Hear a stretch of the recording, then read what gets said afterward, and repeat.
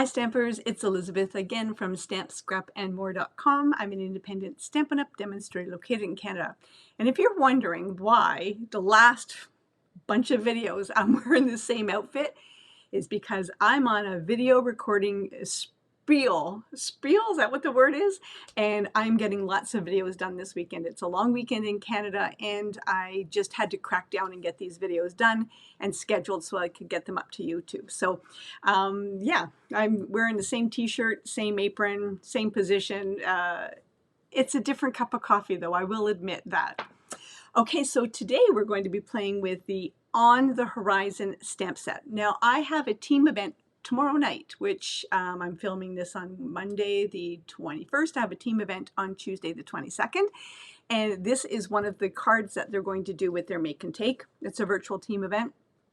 And one of the stampers, team members, might not be able to make it to the actual team meeting, but she picked up her, she did a porch pickup yesterday. And so I promised her that I would upload videos for each of the cards so that they're really self-explanatory, but it's always nice to have a tutorial. So I thought, okay, I'm going to do the videos. I'm going to upload them to YouTube for you guys. But I'm going to schedule them for later on in the week or the month, and but team members will be able to see it ahead of time. Hope that makes sense to you.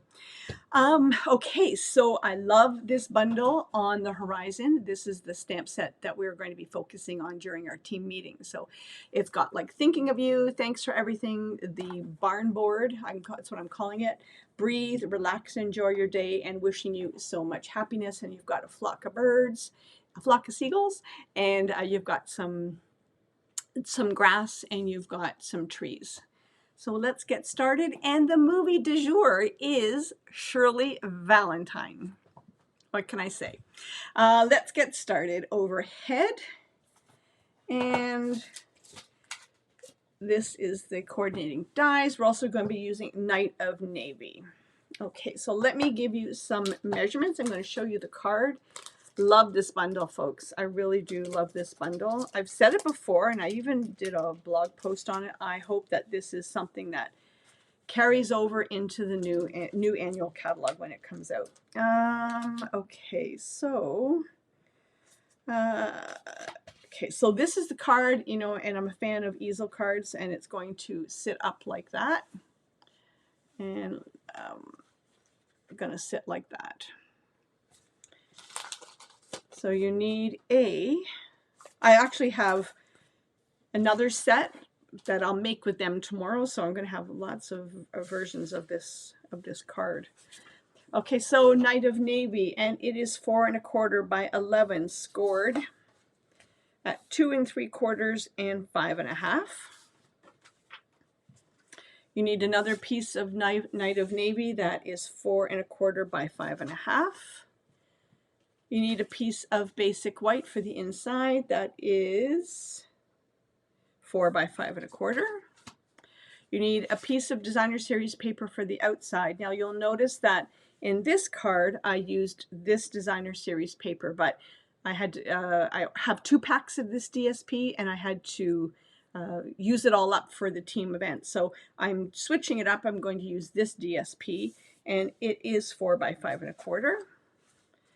And when you cut this, you have a little strip left over, and so you'll end up with just a corner left. So I've taken this, and I'm going to use the back side of that for the inside here. So it will get put like that. You need a piece of, I'm not sure what I'm calling it, but it's Night of Navy. It is this die. Oh, sorry, it's this die, and that's going to be the piece that holds it up. You need the fence, you need some rocks, in the, was it Evening Evergreen? Was it Evening Evergreen or Mossy Meadow? I think it's Evening Evergreen. Some of the die, this die here. And in the Night of Navy, you need the houses. The fishing huts, the houses. Oh, and then the sentiments are going to be thinking of you, and on the outside we're going to use the flock of birds. The flock of seagulls.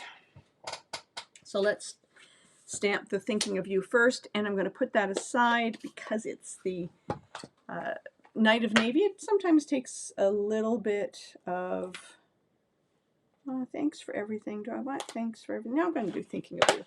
Yeah, you need the base, the blue just sometimes needs a little bit more time to cure. And even though it's water-based, but it's a deep pigment. So I'm going to stamp that first. Keep it towards the top because you're going to have the designer series paper down here. So keep it towards the top, thinking of you. Oh, my blocks. You guys, are you tired of me saying, oh, my blocks are filthy? Okay, and I'm going to, while I'm at it, get out the flock of seagulls. I'm going to put that aside. And the flock of seagulls, I'm just going to put them up here. Like on this card, I kind of put them there.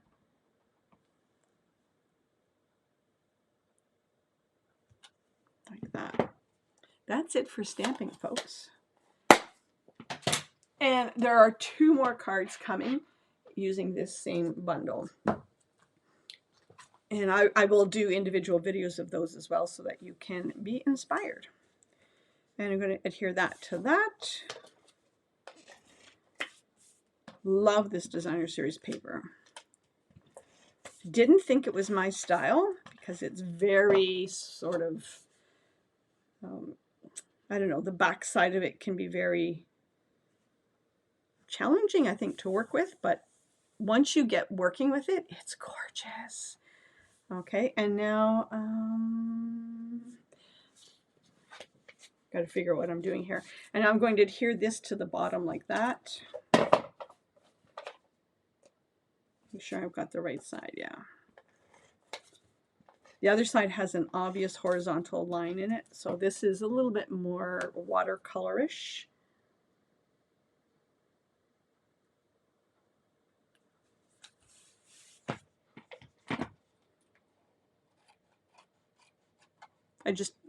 I cut a little bit longer than it should have been. And you know, I'm going to put that on the inside while I'm here. I'm not going to put this element on it yet. I want to do the front of the card first. And I realized I also need the crumb cake. Crumb cake and a finger dauber. Oops. My phone just beeped. Oops. Okay. Is this too big? Did I cut this too big? I did. It's just a titch too big. I don't recommend you doing this, but 5 1/4. I cut just a little too big. Oh, there we go. That worked. I put the adhesive low enough on the paper so that it didn't interfere with the blade.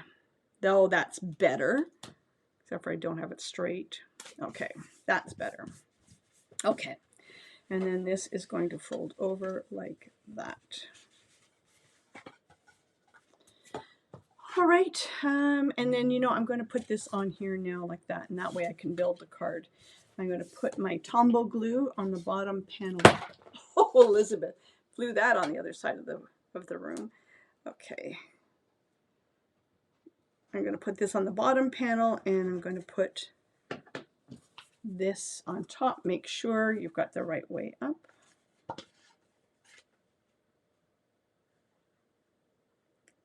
Like that. Oops.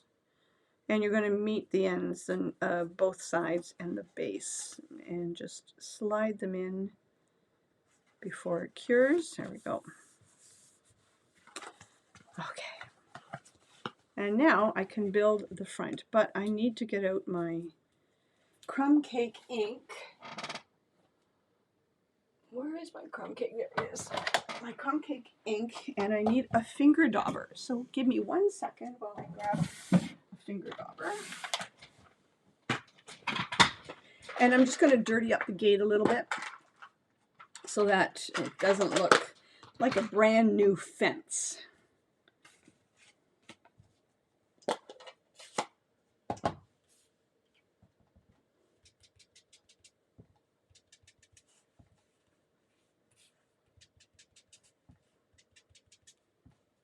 And I'm just adding a little bit of color to the fence, not evenly. I'm just dirtying it up a little bit. Now probably the hardest part of this is putting the adhesive on this fence because it is so fiddly. But before I do that, I'm going to put the houses or the hut, whatever they are, like that on that horizon line. And just a little bit of Tombow glue. Oh, Elizabeth, it splayed a little too much. Take a little off.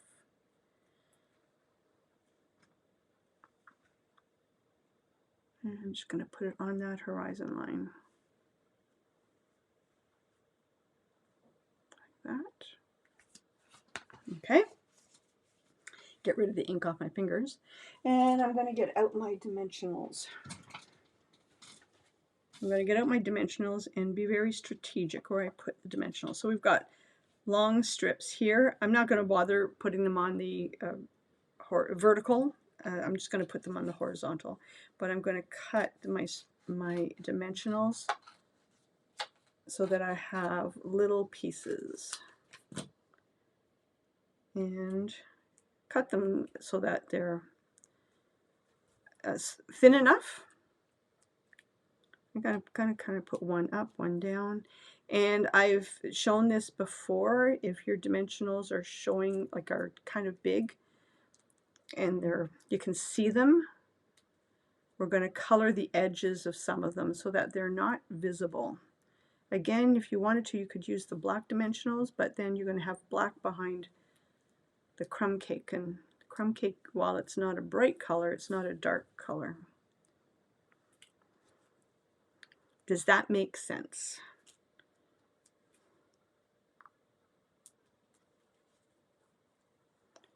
I know, I'm overkilling on the dimensionals, I know, but I just want to make sure that I've got some in the middle, and I'm going to put a little one on the end here so that all sides are secure. Okay, now I'm going to take my soft suede. Oh, do I have crumb cake? Do I have a crumb cake? I do. I'm going to take my crumb cake marker. You can use the light or dark. I just happen to pick up the dark. And I've said this before. This is, if you're using your blends to do something like this, to color ribbon, to color rhinestones, hold on, have a set that are like old and use them for stuff like this. And when you replace them, when it's time to replace them, hold on to your old sets to do stuff like this. Because I do think that, especially the brush end, doing this kind of ruins the brush end of your blends. So I don't have an old set of this blend of the crumb cake, but when I replace this crumb cake, I will put this into like a old pile, and I'll use it for stuff like this. Because if you look at the brush end, which I went to just do, it's kind of lost its luster. It's lost its pointiness. I dropped the nib of the other end. Okay, so let me put that on. There we go.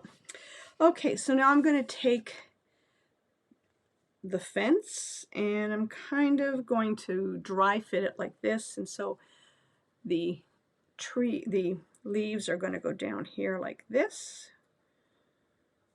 So I want the fence kind of right there. Position the fence how it pleases your eye. To me, that's the best gauge on how does it look to you. Does it look nice?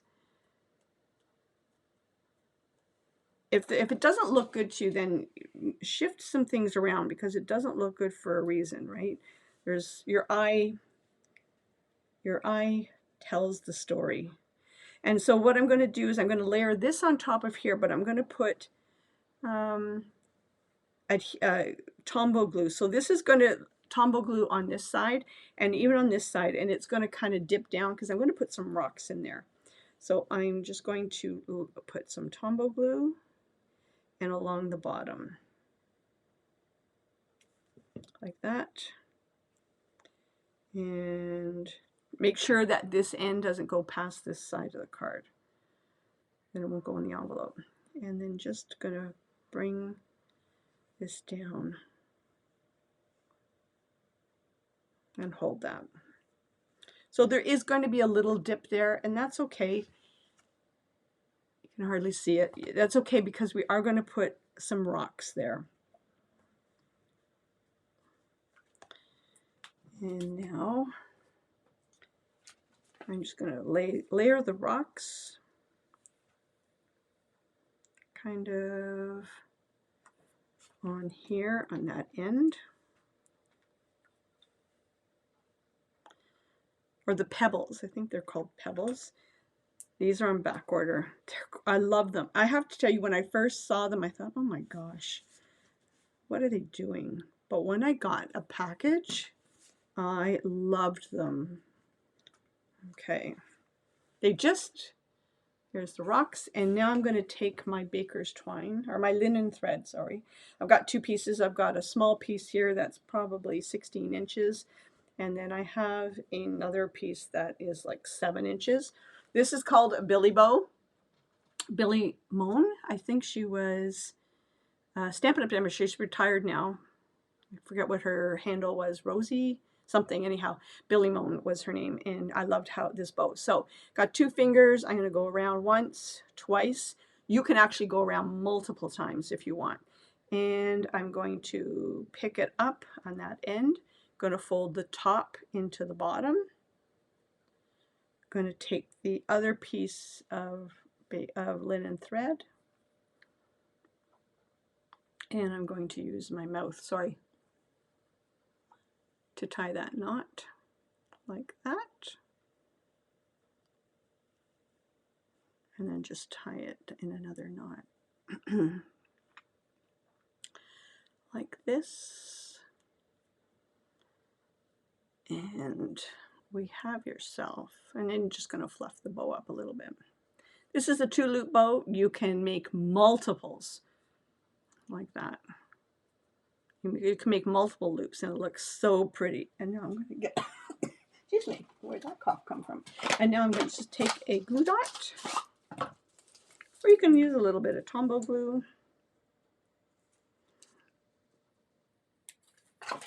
And I'm going to stick that right sort of on the end there. And then with my scissors, these are scissors that I only use for ribbon. I don't use them for paper.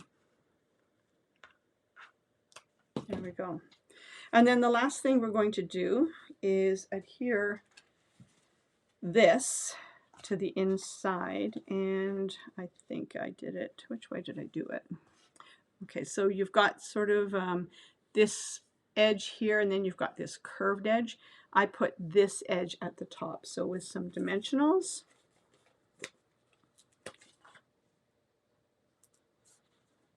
1, 2, and then 3. Yeah, I'm gonna have to cut this dimensional down a bit.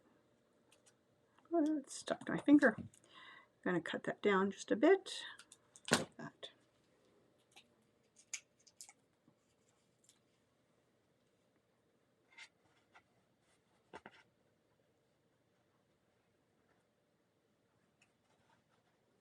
Oops, not centered. I'm going to get my head in there, folks.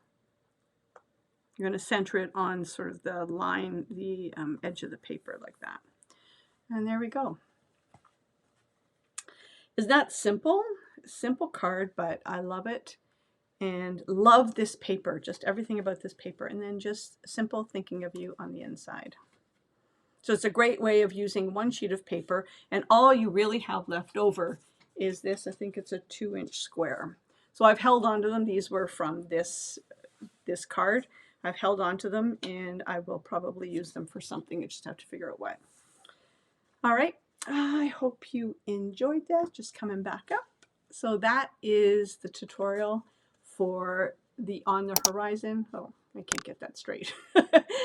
I'm challenged backwards, and that's the tutorial for the easel card. Made a few easel cards in the last little while, but they're so effective. I love them. Okay, so that's today's tutorial. Thanks for stopping by. I hope you were inspired. Take care. We'll talk to you later.